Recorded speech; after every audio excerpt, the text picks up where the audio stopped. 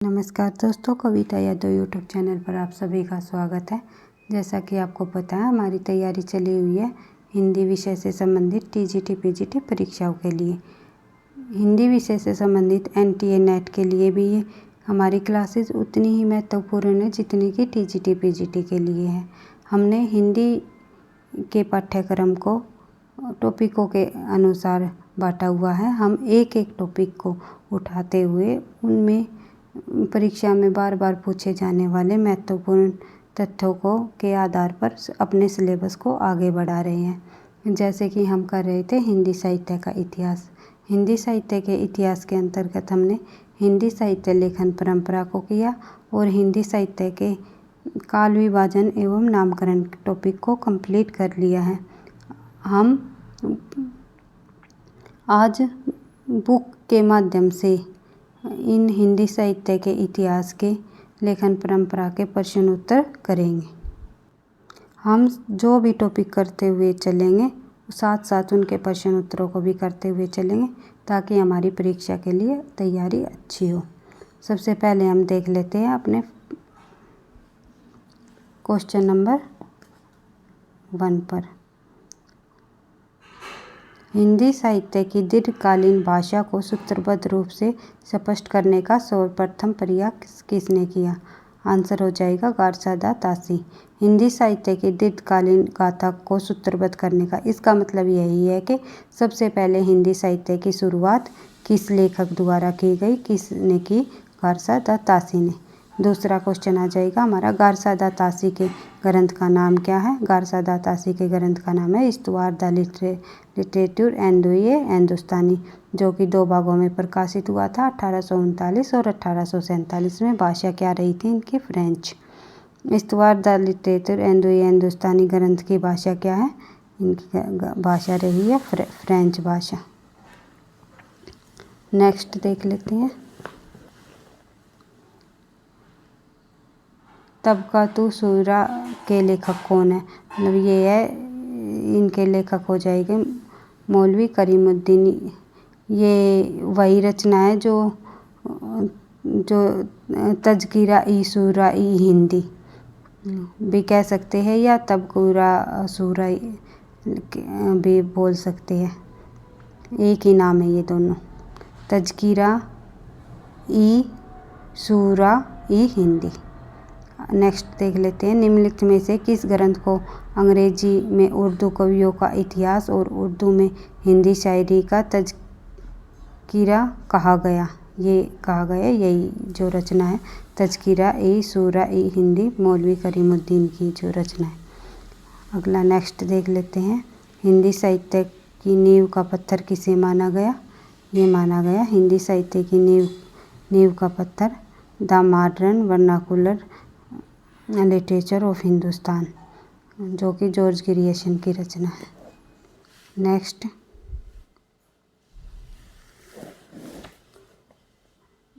हिंदी साहित्य का प्रथम इतिहास ग्रंथ कौन सा माना गया है? हिंदी साहित्य का प्रथम इतिहास गारसादा तासी द्वारा लिखा गया कौन सा ग्रंथ हो जाएगा? इस्तवार द लिटरेचर एंडोए हिंदुस्तानी। नेक्स्ट क्वेश्चन हो जाएगा हमारा, हिंदी कवियों का प्रथम वर्त संग्रहकार कौन है? हिंदी कवियों का प्रथम पूछ रखा है ना इसमें, तो हो जाएगा हमारा शिव सिंह सेंगर, क्योंकि 2 ही वर्त संग्रहकार हुए हैं हिंदी ये कवियों में। एक कौन सा? शिव सिंह सेंगर और दूसरा जॉर्ज ग्रियर्सन। तो प्रथम पूछा है तो हो जाएगा हमारा शिव सिंह सेंगर। नेक्स्ट क्वेश्चन, हिंदी साहित्य इतिहास लेखन में सबसे पहले काल विभाजन, प्रवृत्ति निरूपण और मूल्यांकन किसने किया? सबसे पहले काल विभाजन किया था जॉर्ज ग्रियर्सन ने। एशियाटिक सोसाइटी ऑफ बंगाल की पत्रिका के विशेषांक में किस ग्रंथ का प्रकाशन हुआ जो कि 1888 ईस्वी में हुआ था? वो किसका हुआ था? जॉर्ज ग्रियर्सन के जॉर्ज ग्रियर्सन कृत modern vernacular literature of Hindustan को। अगला नेक्स्ट क्वेश्चन देख लेते हैं, the modern vernacular literature of Hindustan को हिंदी का प्रथम साहित्य इतिहास ग्रंथ किसने माना था? आंसर हो जाएगा हमारा डॉक्टर किशोरी लाल गुप्त। लक्ष्मी सागर ने क्या किया था? उन्होंने गारसा दातासी के ग्रंथ का अनुवाद किया था, इस्तवार द लिटरेचर एंड हिंदुस्तान का। हिंदी साहित्य के इतिहास का प्रस्थान बिंदु किसे कहा गया? प्रस्थान बिंदु कहा गया शिव सिंह सरोज को। शिव सिंह सेंगर की जो रचना है शिव सिंह सरोज। नेक्स्ट क्वेश्चन देख लेते हैं। डॉक्टर गिरियसन ने अपने साहित्य इतिहास ग्रंथ लेखन में सर्वाधिक सहायता किससे ली थी? शिव सिंह सरोज से, जो कि शिव सिंह सेंगर का ग्रंथ है। नेक्स्ट देख लेते हैं। The modern vernacular literature of Hindustan में कितने वर्णित कवियों की संख्या लगभग कितनी थी? 952। हिंदी के विधेयवादी साहित्य इतिहास के आदम प्रवर्तक शुक्ल जी नहीं प्रयुक्त गिरियसन है। यह कथन किसका है? ये किसने कहा? प्रोफेसर नलिन विलोचन शर्मा ने। वैसे तो हिंदी के जो विधेयवादी साहित्य के आदम प्रवर्तक शुक्ल जी ने ही विधेयवादी की शुरुआत की थी, हिंदी पद्धति की शुरुआत की थी, लेकिन शुक्ल जी को न मानकर नलिन विलोचन शर्मा ने गिरियसन को माना है। नेक्स्ट देख लेते हैं। The modern vernacular literature of Hindustan Hindi के अध्येताओं की दृष्टि का केंद्र बिंदु नहीं बन सका। क्यों नहीं बन सका? क्योंकि इनकी भाषा अंग्रेजी थी, वह अंग्रेजी भाषा में लिखा गया था, इसलिए। मिस्र बंधुओं में कौन सा नाम सम्मिलित नहीं है? कौन सा नाम नहीं है मिस्र बंधुओं में? 3 भाई थे मिस्र बंधु। कौन कौन से? श्याम, सुख और गणेश। तो कौन नहीं है? कृष्ण बिहारी। नेक्स्ट देख लेते हैं। मिस्र बंधु विनोद में हिंदी साहित्य के इतिहास को कितने कालों में विभाजित किया?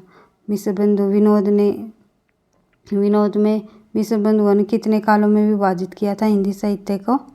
5 कालखंडों में। नेक्स्ट देख लेते हैं। हिंदी नवरत्न के लेखक कौन है? हिंदी नवरत्न के लेखक है मिस्र बंधु। पादरी F.E. के द्वारा लिखा गया हिंदी साहित्य इतिहास ग्रंथ किस नाम से प्रकाशित हुआ? A history of Hindi literature.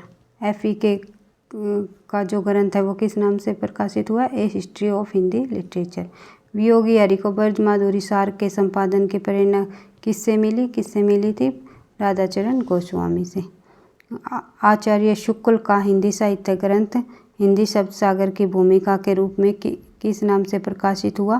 किस नाम से प्रकाशित हुआ था? हिंदी साहित्य का विकास। हिंदी साहित्य के विकास से। बी को आंसर हो जाएगा। आचार्य शुक्ल कृत हिंदी साहित्य का इतिहास का प्रकाशन कब हुआ? 1929 ईस्वी में। हिंदी साहित्य का सर्वाधिक व्यवस्थित और लोकप्रिय ग्रंथ कौन सा रहा? सर्वाधिक व्यवस्थित और लोकप्रिय ग्रंथ कौन सा रहा था हिंदी साहित्य का? आचार्य रामचंद्र शुक्ल का हिंदी साहित्य का इतिहास। हिंदी साहित्य इतिहास लेखन में आचार्य रामचंद्र शुक्ल का प्रथम क्रांतिकारी कदम था। क्या कदम रहा था आचार्य रामचंद्र शुक्ल का प्रथम? क्योंकि इन्होंने अपभ्रंश साहित्य को हिंदी साहित्य से अलग मानकर उसे पूर्व पीठिका के रूप में प्रस्तुत किया। आचार्य रामचंद्र शुक्ल ने जब हिंदी साहित्य का काल विभाजन किया था तो उन्होंने अपभ्रंश साहित्य को अलग रखा और हिंदी साहित्य से अलग रखा अपभ्रंश साहित्य को। कई लेखकों ने जैसे कि डॉक्टर राम कुमार वर्मा ने अपभ्रंश की रचनाओं को भी हिंदी साहित्य के अंतर्गत शामिल कर दिया था, जो कि एक आलोचना का विषय बन गया था, लेकिन रामचंद्र शुक्ल ने अपभ्रंश साहित्य को हिंदी साहित्य से अलग रखा। नेक्स्ट क्वेश्चन आ जाएगा। आचार्य रामचंद्र शुक्ल के अनुसार किसकी रचनाएं साहित्यिक कोटि की नहीं है? किन की रचनाएं नहीं है साहित्यिक कोटि की आचार्य शुक्ल के अनुसार? सिद्धों और योगियों की, यानी कि सिद्धों और नाथों की। नेक्स्ट क्वेश्चन आ जाएगा हमारा। हिंदी साहित्य इतिहास का वह प्रमुख ग्रंथ जो अभी तक अधूरा ग्रंथ कौन सा पढ़ा था हमने? हिंदी साहित्य का आलोचनात्मक इतिहास, जो कि डॉक्टर राम कुमार वर्मा द्वारा रचित है। नेक्स्ट हो जाएगा हिंदी साहित्य के इतिहास को आलोचनात्मक ढंग से समझने का श्रेय किसे जाता है? पद्मलाल पुन्नालाल बख्शी को आलोचनात्मक ढंग से समझने का श्रेय जाता है। हिंदी साहित्य इतिहास के रूपरेखा से युक्त हिंदी के मुसलमान कवि नामक पुस्तक के लेखक कौन है?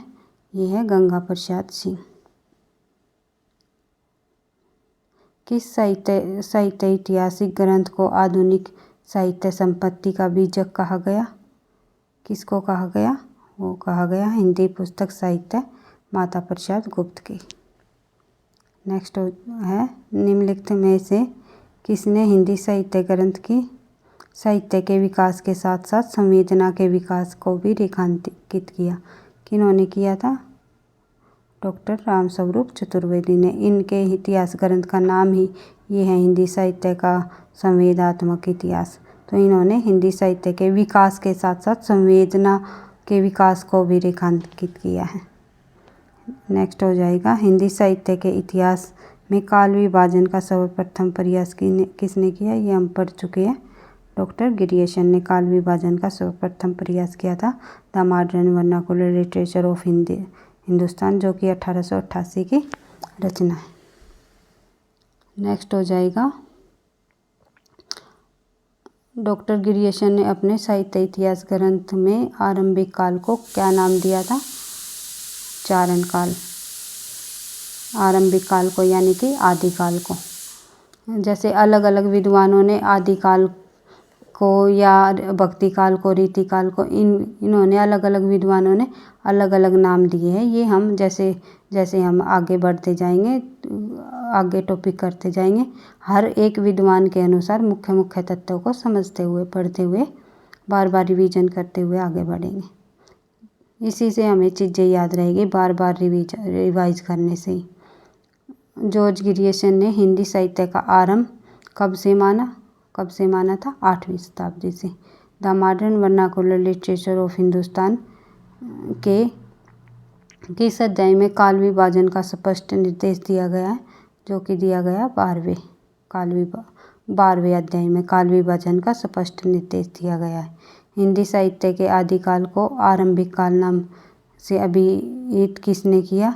हिंदी साहित्य के इतिहास को आरंभिक काल नाम दिया किन्होंने? आदिकाल को आरंभिक काल किन्होंने नाम दिया? मिस्र बंधुओं ने। मिस्र बंधुओं द्वारा किए गए काल विभाजन के अंतर्गत अज्ञात काल का उल्लेख इनमें उन कवियों का विवरण है जिनका निश्चित समय नहीं है। जिन कवियों का निश्चित समय नहीं है वो अज्ञात काल के अंतर्गत रख दिया गया।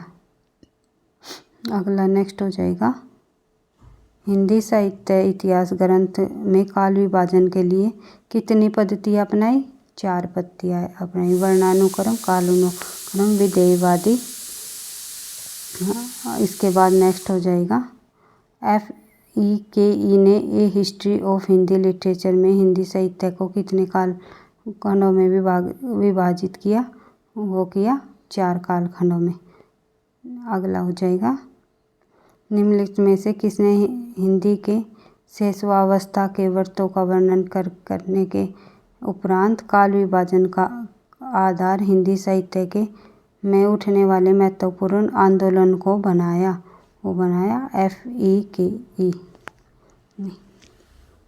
नेक्स्ट क्वेश्चन हो जाएगा हमारा किस साहित्य इतिहासकार ने जनता की चित्तवृत्ति को काल विभाजन का आधार बनाया? वो बनाया हमारे आचार्य रामचंद्र शुक्ल ने।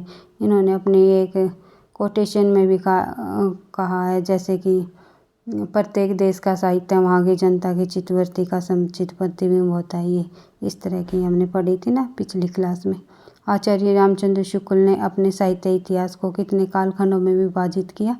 इन्होंने किया 4 कालखंडों में। दोहरे नामकरण की प्रवृत्ति को अपनाए इन्होंने, जैसे कि आदिकाल को इन्होंने वीरगाथा काल भी कहा, फिर भक्ति पूर्व मध्यकाल, भक्ति काल, उत्तर मध्यकाल, रीति काल, फिर इन्होंने किया आधुनिक काल यानी कि गद्य काल। इस तरह इन्होंने अपने साहित्य इतिहास में हिंदी साहित्य को 4 कालखंडों में विभाजित किया।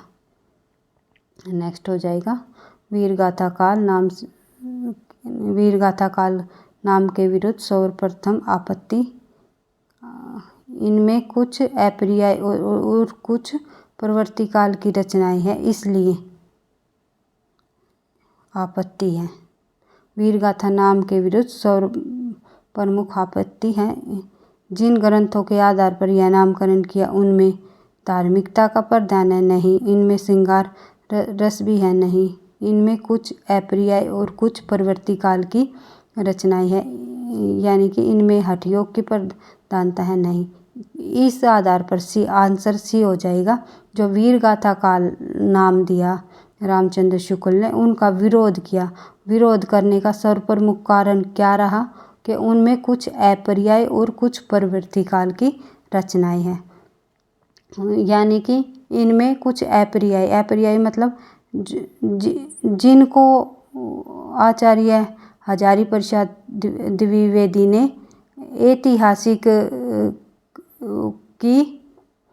ऐतिहासिकता पर भी आपत्ति जता दी थी। उनकी ऐतिहासिकता, उनको उन रचनाओं को आधारहीन मान लिया गया था, इस तरह कारण बताया। नेक्स्ट क्वेश्चन हो जाएगा, हिंदी साहित्य के आरंभिक काल का सर्वाधिक उपयुक्त नाम क्या है? सर्वाधिक उपयुक्त नाम क्या रहेगा हिंदी साहित्य के आरंभ काल का? आदिकाल। नेक्स्ट हो जाएगा, क्योंकि आचार्य रामकुमार वर्मा और गिरीशन ने चारण काल नाम दिया, तो चारण भी यही एक विशेषता प्रवृत्ति आधार पर हो गया। वीरगाथा काल भी प्रवृत्ति के आधार पर, सिद्ध सामंत काल भी उसके वहाँ की जैसे सिद्धों के आधार पर रख दी। तो आदिकाल मतलब शुरुआत का काल, और वाकई में था भी ये हिंदी साहित्य के शुरुआती काल, तो आदिकाल नाम देना ही सबसे उपयुक्त माना गया। नेक्स्ट हो जाएगा, आचार्य रामचंद्र शुक्ल ने अपने साहित्य इतिहास ग्रंथ में लगभग कितने वर्षों तक के साहित्य इतिहास पर प्रकाश डाला? 950 वर्षों तक के साहित्य इतिहास पर इन्होंने प्रकाश डाला। नेक्स्ट हो जाएगा, निम्नलिखित में से किसने साहित्य इतिहास ग्रंथ में आदिकाल के लिए चारण काल शब्द का प्रयोग नहीं किया? मतलब कि इन्होंने हिंदी साहित्य इतिहास ग्रंथ में आदिकाल के लिए चारण काल शब्द का प्रयोग नहीं किया। किन्होंने नहीं किया? रामशंकर शुक्ल रसाल ने, क्योंकि गिरीशन ने भी किया था और डॉक्टर रामकुमार वर्मा ने भी, FE ने भी, इन्होंने आदिकाल को चारण काल नाम की संज्ञा दी थी। लेकिन रामाशंकर शुक्ल रसाल ने इन्होंने चारण काल नहीं किया कहा था, और अन्य नाम दिया था आचार्य राम शुक्ल ने। नेक्स्ट क्वेश्चन देख लेंगे, हिंदी के आदिकाल को सिद्ध सामंत युग किसने कहा? सिद्ध सामंत युग किसने कहा? सिद्ध सामंत युग कहा था महापंडित राहुल सांस्कृत्यायन ने। आदिकाल का विशद विश्लेषण करने का श्रेय किसे जाता है? ये जाता है हजारी प्रसाद द्विवेदी को। नेक्स्ट क्वेश्चन देख लेते हैं, आचार्य रामचंद्र शुक्ल के इतिहास की रिक्तियों को भरते हुए उनमें सुधार कर नए तथ्य को उजागर करने वाले आचार्य कौन रहे, कौन विद्वान रहे? जिन्होंने आचार्य रामचंद्र शुक्ल के में जो उन्होंने तथ्य प्रस्तुत किए थे, उनमें सुधार की आवश्यकता बताई, वो थे हजारी प्रसाद द्विवेदी। हिंदी साहित्य का सर्वाधिक व्यवस्थित और लोकप्रिय इतिहास ग्रंथ की हम कर चुके हैं, हिंदी साहित्य का इतिहास आचार्य रामचंद्र शुक्ल के अनुसार। नेक्स्ट क्वेश्चन देख लेंगे, पंडित हजारी प्रसाद द्विवेदी ने भक्ति साहित्य के वास्तविक हिंदी साहित्य का आरंभ माना। भक्ति साहित्य से वास्तविक हिंदी साहित्य का आरंभ माना क्योंकि उनमें क्या था? अपभ्रंश हिंदी भक्ति काल तक आते आते काव्य भाषा के रूप में स्थापित हो गई और हिंदी का स्वरूप स्पष्ट हो गया। नेक्स्ट क्वेश्चन देख लेते हैं, हिंदी साहित्य के इतिहास ग्रंथों और उनके लेखकों के संबंध में निम्नलिखित में से कौन सा सुमेलित नहीं है? रीति काव्य की भूमिका डॉक्टर नागेंद्र की है। हिंदी काव्य संग्रह पंडित महेश दत्त शुक्ल का है। हिंदी भाषा एवं साहित्य श्याम सुंदर दास का है। हिंदी साहित्य का एवं संवेदना का विकास ये किनका है? हजारीप्रसाद। यही हमारा आंसर हो जाएगा। कौन सम्मिलित नहीं है? ये 3 सही है और ये गलत है। ये किनका है? हिंदी साहित्य का संवेदना का विकास, ये हमने पढ़ा था रामस्वरूप चतुर्वेदी का। हिंदी साहित्य के इतिहास ग्रंथों में हिंदी कवियों का प्रथम संग्रह, ये हम कर चुके हैं। अगला क्वेश्चन आएगा, हिंदी साहित्य के इतिहास को काल विभाजन का सर्वप्रमुख आधार कौन सा रहा? ये हमारा रहा प्रवृत्ति विशेष का प्रेरणा स्रोत। नेक्स्ट हो जाएगा हमारा मिश्र बंधुओं। हिंदी साहित्य ग्रंथ की परंपरा में काल विभाजन का सर्वप्रथम प्रयास किन्होंने किया था? जॉर्ज ग्रियर्सन ने। मिश्र बंधुओं द्वारा किए गए काल विभाजन के अंतर्गत अज्ञात काल का उल्लेख उन कवियों का विवरण जिनका निश्चित समय ज्ञात नहीं है। ये क्वेश्चन भी हमने कर लिया था। नेक्स्ट हो जाएगा आचार्य रामचंद्र शुक्ल द्वारा किए गए वीरगाथा काल नाम के विरुद्ध सर्वमुख आपत्ति, उनमें कुछ है पर्याय कुछ प्रवृत्ति रचनाएं। ये क्वेश्चन भी हमारा हो चुका था। नेक्स्ट हो जाएगा हमारा गणपति चंद्रगुप्त ने प्रारंभिक एवं मध्यकाल के अंतर्गत किस प्रकार के काव्यों की रचनाएं स्वीकार की? जैसे धर्माश्रित, लोकाश्रित, राज्याश्रित, ये सभी। डॉक्टर गणपति चंद्रगुप्त ने प्रारंभिक एवं मध्यकाल के अंतर्गत किस प्रकार के काव्यों की रचनाओं को स्वीकार किया? ये तीनों प्रकार के काव्यों को स्वीकार किया, क्योंकि धर्माश्रित काव्य, लोकाश्रित काव्य और राज्याश्रित काव्य।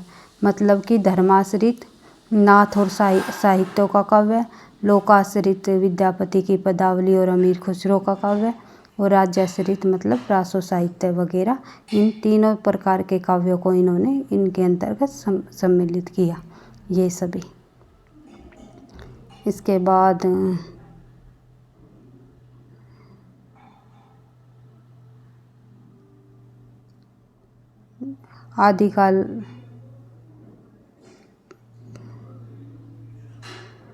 आदिकाल के नामकरण के संबंध में निम्नलिखित में से कौन सा सुमेलित नहीं है?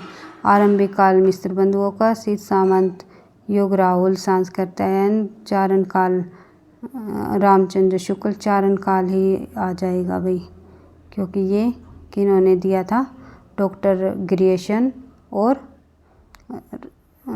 ग्रियर्सन और रामकुमार वर्मा ने चारण काल नाम दिया था, और FE के एक अन्य विद्वान भी रहे हैं उन्होंने। अब इसके बाद नेक्स्ट आएंगे आदिकाल से संबंधित क्वेश्चन। हम आदिकाल टॉपिक को पढ़ेंगे। उसके बाद आदिकाल के टॉपिक के प्रमुख तथ्यों को कंप्लीट करने के बाद उनके क्वेश्चन आंसरों की भी प्रैक्टिस करेंगे। इसी प्रकार TGT PGT परीक्षाओं के लिए हमारी तैयारी चलती रहेगी।